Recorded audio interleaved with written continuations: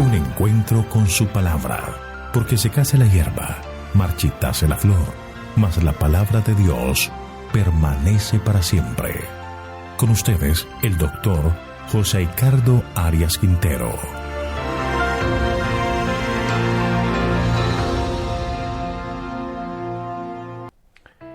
Hoy vamos a estudiar Salmo capítulo 49, la insensatez de confiar en las riquezas. Vamos a orar. Querido Señor, te alabamos porque eres misericordioso, bondadoso y manifiestas constantemente tu amor por nosotros.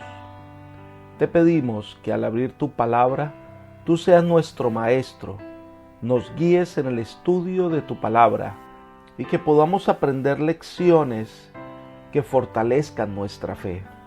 Estas bendiciones las pedimos en los méritos de Cristo Jesús. Amén. El Salmo 49 trata acerca de la cosa más real acerca de la vida, la certidumbre de la muerte. Una de sus principales lecciones es que realmente no puedes llevarte nada contigo.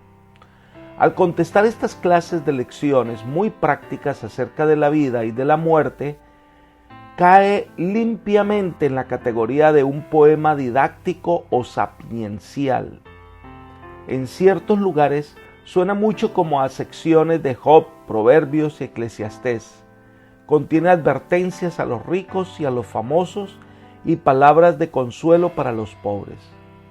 El Salmo 49 responde a la pregunta: ¿por qué parece que los ricos tienen las ventajas de esta vida? El Salmo enseña que las riquezas no pueden postergar la muerte y que al morir los ricos quedan reducidos al mismo nivel de los pobres. Vamos a estudiar este salmo por secciones. Comencemos entonces con la introducción, que son los versículos 1 al 4. Oíd esto, pueblos todos, escuchad todos los habitantes del mundo, tanto los plebeyos como los nobles, el rico y el pobre juntamente. Mi boca hablará sabiduría, y el pensamiento de mi corazón inteligencia. Inclinaré al proverbio mi oído, declararé con el arpa mi enigma. Aquí hay varias cosas que debemos considerar en esta introducción. Lo primero es que llama la atención a todos los pueblos y a todos los habitantes del mundo. Lo que se va a considerar merece la atención de toda la humanidad. El tema a tratar es para ricos y pobres. Este salmo enseña que los pobres a no envidiar ni temer a los ricos, y a los ricos a no confiar en sus riquezas ni usarlas injustamente para oprimir a los pobres. O sea, que amonesta a los ricos y consuela a los pobres. El salmista le dice que va a hablar con sabiduría. Este es un verdadero don, que es diferente a la inteligencia. La sabiduría se distingue del conocimiento, en que sabiduría atañe al carácter y la conducta, en tanto que la ciencia o el conocimiento se refiere principalmente a la cultura intelectual. El conocimiento puede solo ser una acumulación de hechos inconexos sin la capacidad de aplicarlos a la vida práctica. En cambio, la sabiduría es la facultad que permite aplicar los hechos en la vida práctica. Él va a hablar en proverbios y va a entonar canción con lira. La música es un medio eficaz para grabar en la mente las verdades de la palabra de Dios. Elena de White dice: hay pocos medios más eficaces para grabar sus palabras en la memoria que el de repetirlas mediante el canto. Y esa clase de canto tiene un poder maravilloso.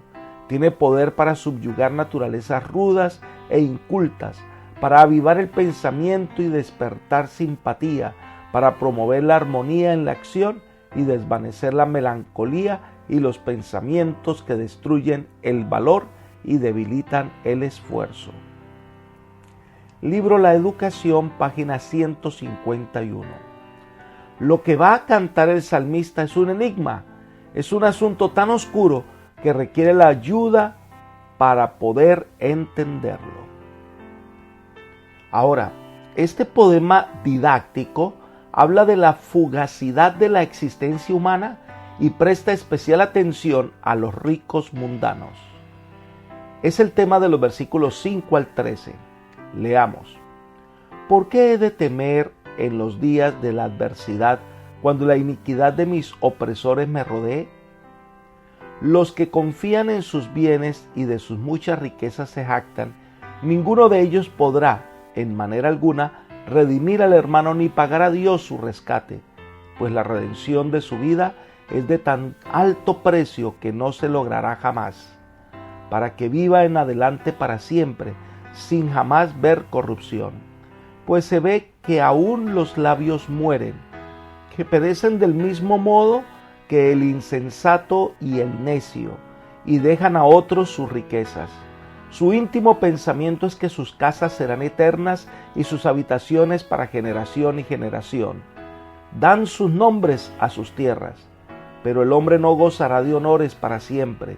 Es semejante a las bestias que perecen. Su camino es locura.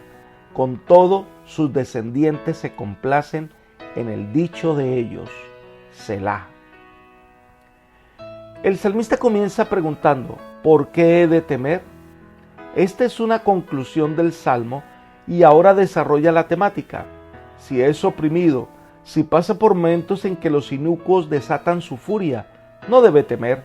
Los hijos de Dios no temen, siempre encuentran refugio en el Señor. Entonces, ahora va a desarrollar el tema. Aquellos que se jactan en las riquezas, que confían en el dinero, en la cantidad de bienes que posee, encuentra una limitante. Según el salmista dice, ninguno de ellos podrá en manera alguna redimir al hermano ni pagar a Dios su rescate. Esta negación es muy enfática en el hebreo. Nadie puede con su riqueza rescatar a otro de la muerte, ni siquiera a su hermano. Nadie puede desentenderse de su responsabilidad ni aceptar la del otro. El dinero tiene su limitación y en el aspecto de la redención el hombre no podrá nunca pagarla. Y entonces aparece un paréntesis que es el versículo 8, un paréntesis explicativo que dice, pues la redención de su vida es de tan alto precio que no se logrará jamás. El rescate de una persona de la muerte es el tema de la disertación del salmista. La riqueza no puede salvar a nadie de la muerte. La riqueza es insuficiente para salvar a un ser humano de la tumba, no importa por cuánto tiempo tenga la riqueza.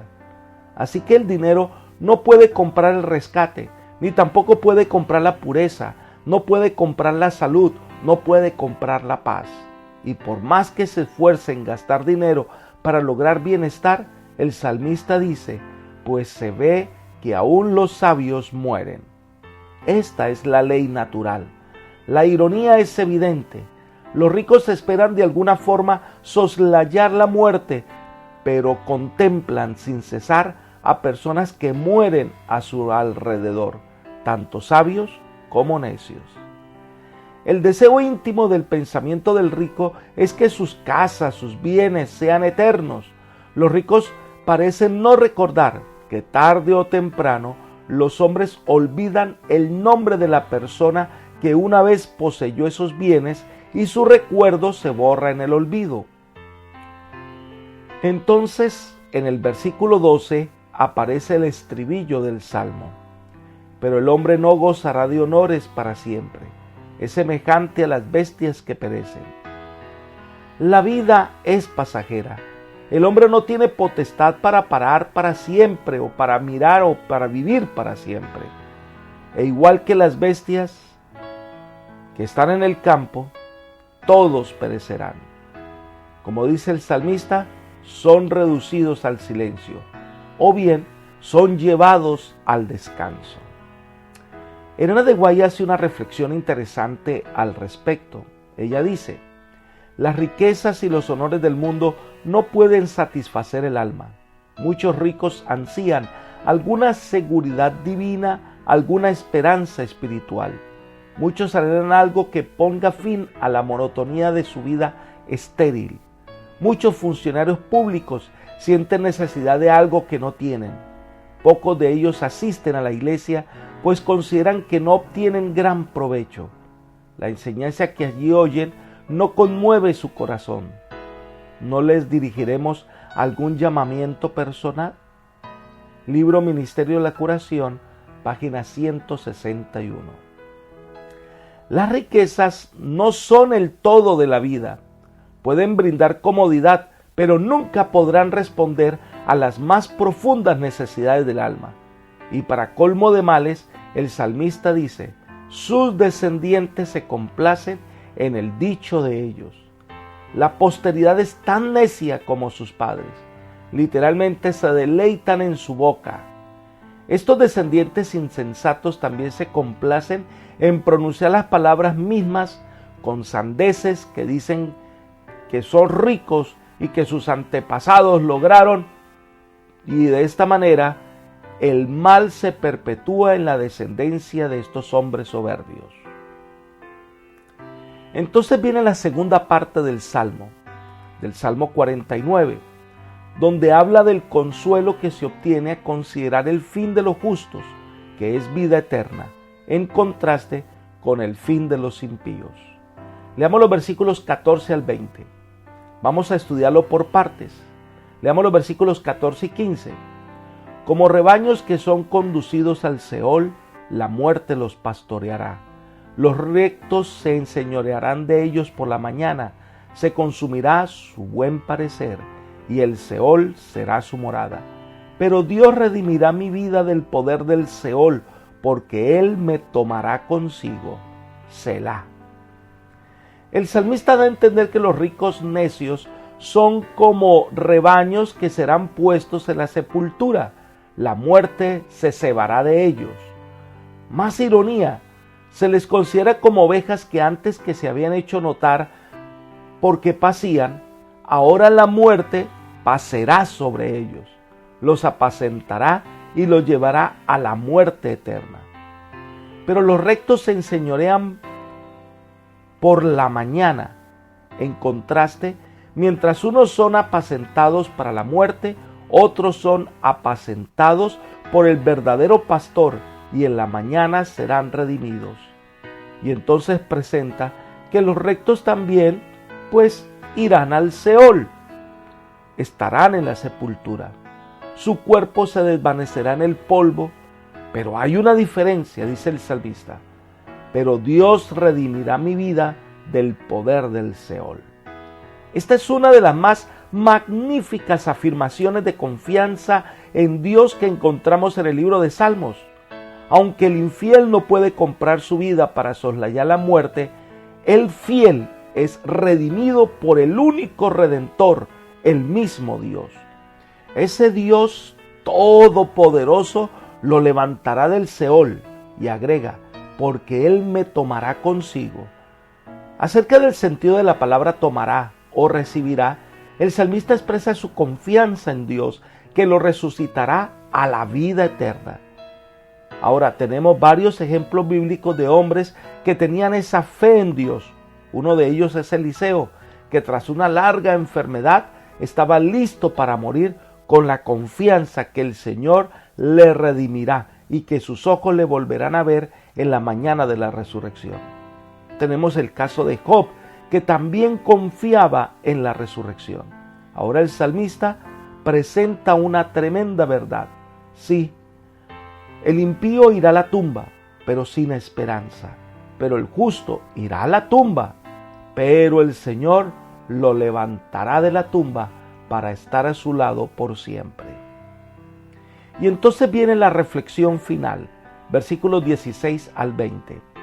No temas cuando se enriquece alguno, cuando aumenta la gloria de su casa, porque cuando muere no llevará nada, ni descenderá tras él su gloria.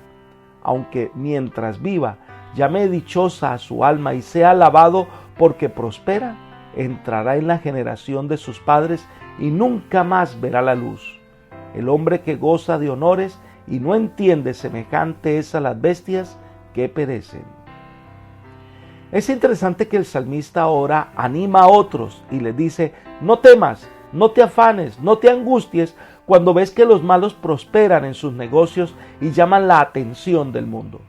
Y da la razón, porque cuando muera no llevará nada, y esta es una tremenda realidad. Las riquezas del rico no pueden descender a la tumba con él.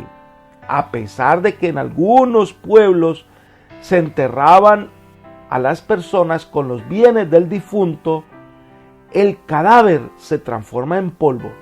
En la tumba la riqueza no sirve de nada.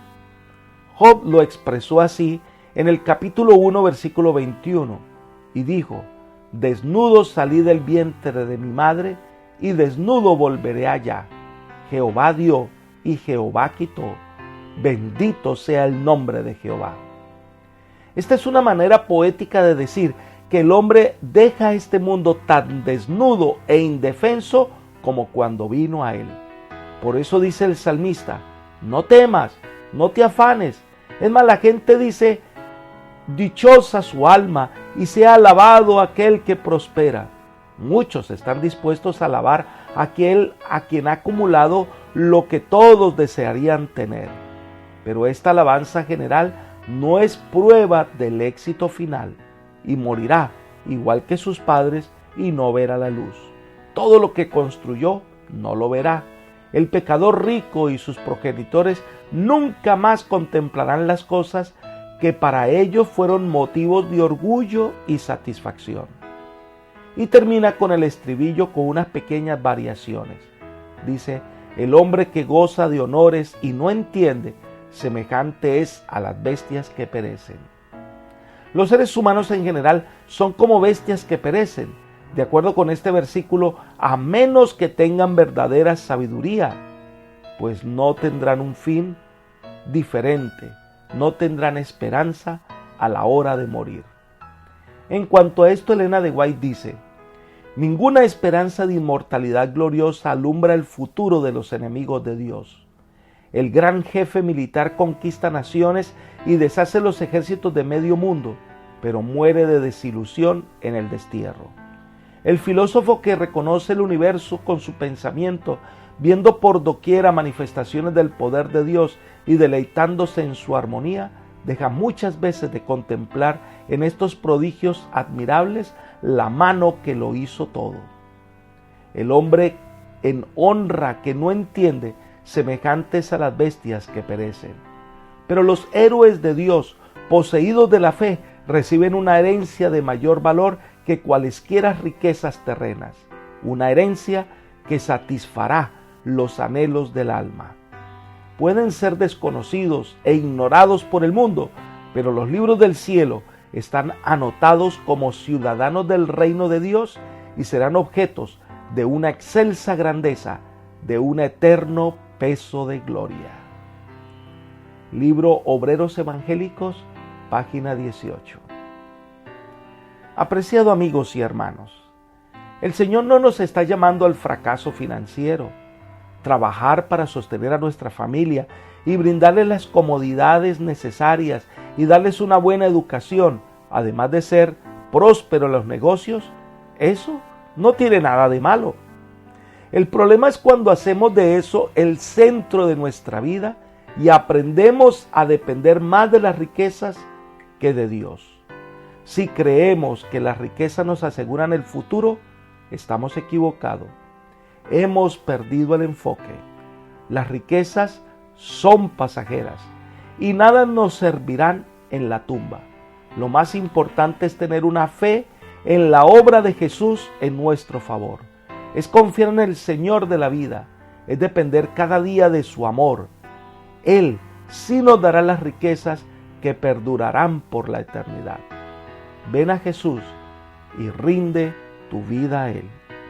Que el Señor te bendiga y te guarde, es mi oración por ti. Amén.